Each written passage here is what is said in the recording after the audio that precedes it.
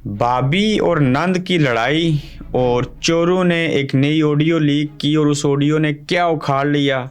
इमरान खान की नाअहली कब ख़त्म होगी, फैसला महफूज दर महफूज हो गया। तहरीक इंसाफ नहीं होगी तो पाकिस्तान नहीं होगा। इतने बड़े अल्फाज और वो भी पीटीआई के बारे में किसने कहा और क्यों बोले। काजी फायज ईसा को किसने लव लेटर लिखा और उस ख़त में क्या लिखा, आज इस पर बात करेंगे। अस्सलाम वालेकुम, आप देख रहे हैं गोरख धंधा अबरार कुरैशी, आपसे महातब हूँ। सबसे पहले बात करेंगे कि बॉबी और नंद की लड़ाई और घर का बेदी लंका ढहाए, उस ऑडियो को लीक किया गया, फ़ोन सुनने में आया हैक किया गया।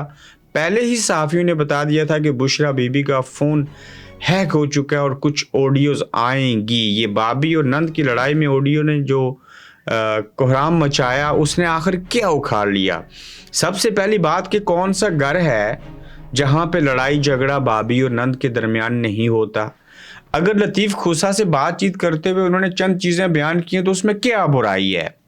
यानी कि उसमें एक लफ्ज़, एक जुमला बता दीजिए जिसको आप वजह बना के ऑडियो लीक करके क्या करना चाहते हो। इससे पहले आपने क्या क्या नहीं किया जी। 7 बच्चियों को बल्ली चढ़ाया, मुर्गियों को जलाया, 2 निकाह किए, इद्दत में फ़लाँ चीज़ की। अच्छा, फिर हाजरा का माजरा सामने आया, फिर खुसरे जो थे माजरत के साथ ख्वाजा सराओं को भी आपने नहीं छोड़ा, किताबें लिखवा दी, सब किस्से कहानियाँ की हैं। अब फिर से ऑडियो और वीडियो का सिलसिला शुरू हो चुका है। तो इससे पाकिस्तान के अवाम के ऊपर क्या असर पड़ेगा, इसका मुल्क की मेशत के ऊपर क्या असर है, इसका मुल्क के आईने पाकिस्तान के साथ क्या तल्लक है, इसका इंसाफ के साथ क्या तल्लक है। ये सबसे बड़ी बात यह है कि आप लोग अपनी नीयत जाहिर करें और किसने इजाज़त दी और ये कौन है जो लोगों की घर के अंदर होने वाली बातचीत को भी जो है वो रिकॉर्ड कर लेता है और फिर उसके बाद लीक करता है। ये केस भी कोर्ट में चल रहा है कि आप इस तरह की बाबर स्टार साहब ने नोटिस लिया था कि ये कौन लोग हैं जो ऑडियो रिकॉर्ड करते हैं। सबको पता है ट्रायंगल बिल्डिंग कहाँ पे है, कौन करता है, अमेरिका और इजराइल की तर्ज की टेक्नोलॉजी किसके पास है। और इस तरह की बेहुदगियां करके क्या क्या नहीं किया आपने, आखिर कब तक करेंगे। ये लोग आपकी तरफ से की जाने वाली हर मुस्बत काविश को अवाम मनफी समझते हैं और उन्हें समझ आ गई है कि इससे कोई असर नहीं पड़ने वाला। क्यों?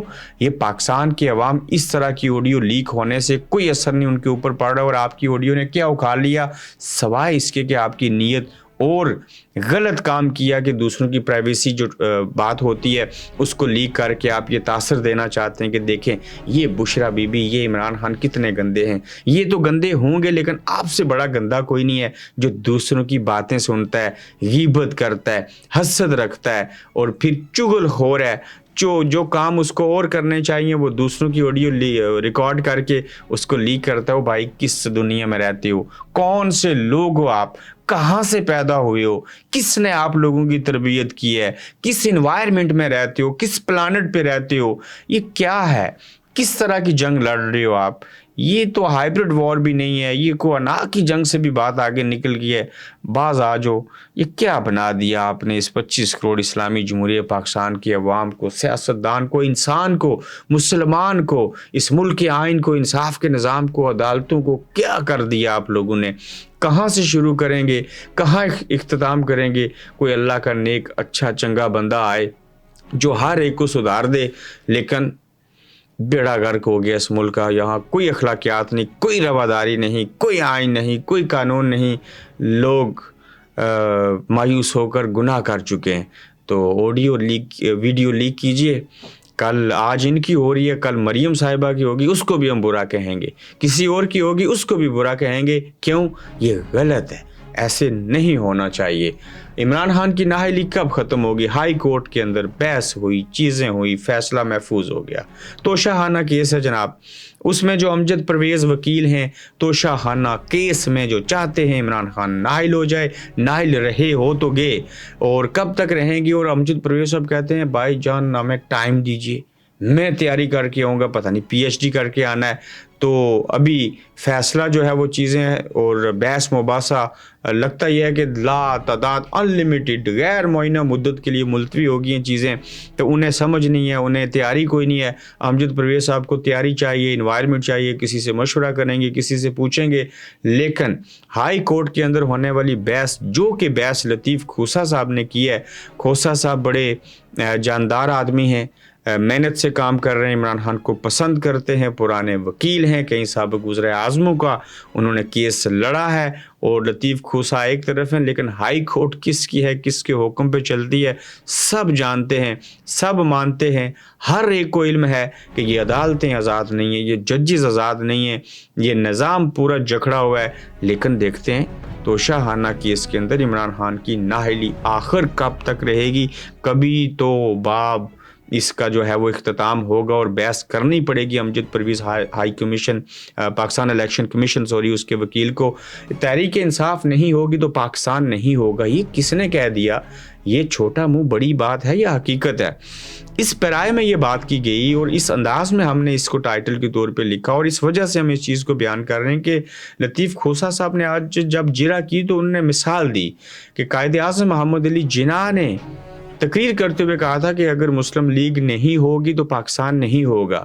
تو جب مسلم لیگ نون تھی، مسلم لیگ بنی ناٹ نون، اس میں قائد اعظم 1906 یا 1913 میں شامل ہوئے، جماعت تھی، اس جماعت کے پلیٹ فارم سے تحریک چلی، پھر جا کے پاکستان کا قیام عمل میں آیا۔ اور اسی طرح لطیف کھوسا صاحب نے کہا کہ تحریک انصاف اگر نہیں ہوگی تو پاکستان نہیں ہوگا، جس کے ساتھ جس پارٹی کو ماننے والے 70% لوگ، یعنی کہ 15 سے 17 کروڑ عوام، جس جماعت کو الیکشن میں اگر اجازت نہیں ہوگی، اگر تحریک انصاف نہیں ہوگی، تو پھر یہی بات سمجھ لیجئے کہ جیسے مسلم لیگ نہ ہوتی تو پاکستان نہ ہوتا، اسی طرح سے آج اگر تحریک انصاف نہیں ہوگی تو پاکستان نہیں ہوگا۔ یہ اس ضمن میں اور اس نظریے اور اس سوچ کے تحت مثال دیتے ہوئے لطیف کھوسا صاحب نے یہ بات عدالت کے اندر جرا کرتے ہوئے بیان کی ہے۔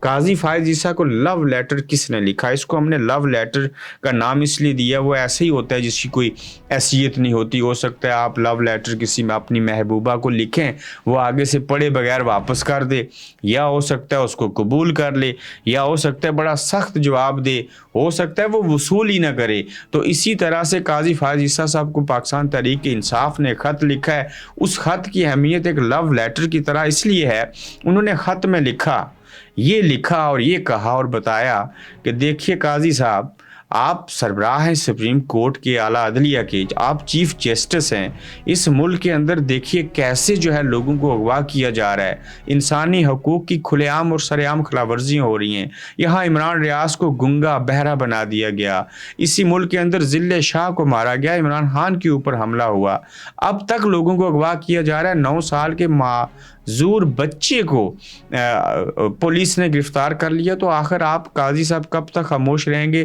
آپ نوٹس لیجئے، خدا را آپ اس کے اوپر سخت نوٹس لیجئے، اور اس طرح کی لوگوں کو اغوا کرنے اور غیر انسانی حقوق جو ہیں، ان کی جو انسانی حقوق کی خلاف ورزیاں ہو رہی ہیں، ان کے اوپر بھی نوٹس لیجئے۔ تو اب قاضی فائز عیسیٰ صاحب کیا کریں گے یہ تو وہ بہتر جانتے ہیں، لیکن قاضی فائز عیسیٰ صاحب کو کوئی کہے، گزارش کرے، اس کو وہ حکم سمجھتے ہیں، کوئی خط لکھ کے کوئی چیز کہے اس کو وہ بہت بری بات سمجھتے ہیں، اور جج ہیں ان کے سامنے کوئی وکیل فالتو جیرا کرے ان کو اچھا نہیں لگتا۔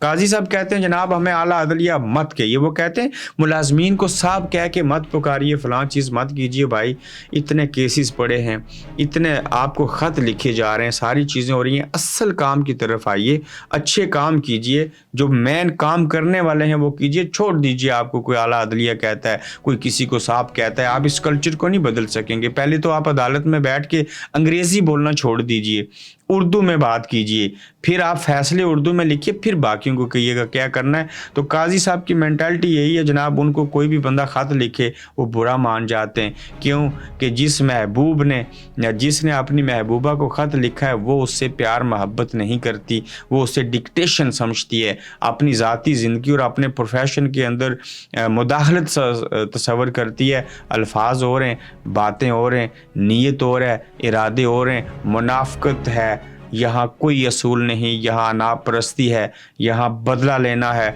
यहाँ कोई आज़ाद नहीं। हाँ, सारे आज़ादी की बात करते हैं, हाँ कुछ को आज़ादी चाहिए, लेकिन आप किस किस से और कहाँ कहाँ से आज़ादी लेंगे? आप कैसे आज़ादी ले लेंगे? आप लोग मर जाएंगे, आप आज़ादी मांगते मांगते जेलों में चले जाएंगे। शायद आपकी आने वाली नस्लों को ये आज़ादी, ये हकीकी आज़ादी और इसका फल जो आपने स्ट्रगल की, जिस जिस सियासी जमात ने कुर्बानियाँ दी, पीपल्स पार्टी, नून लीग, अब PTI से लेके जमात इस्लामी, ये जितने लोग थे, लेकिन इन कुर्बानियों को रायगां तो नहीं जाने दिया जाएगा, लेकिन इसका फल हो सकता है आने वाली नस्लें खाएं। अपना ख्याल रखिएगा। आज का दूसरा एपिसोड ताहिर का शिकार हुआ। यूट्यूब चैनल को इसको गुजारिश है कि आप सब्सक्राइब कीजिए, उसकी वजह कि आपको आइंदा कुछ अरसे के बाद वीडियो सिर्फ यहीं पे देखने और सुनने को मिला करेंगी। फिर मिलेंगे इंशाल्लाह। अल्लाह हाफिज। आप देख रहे हैं गोरखधंधा अब्रार कुरैशी के साथ।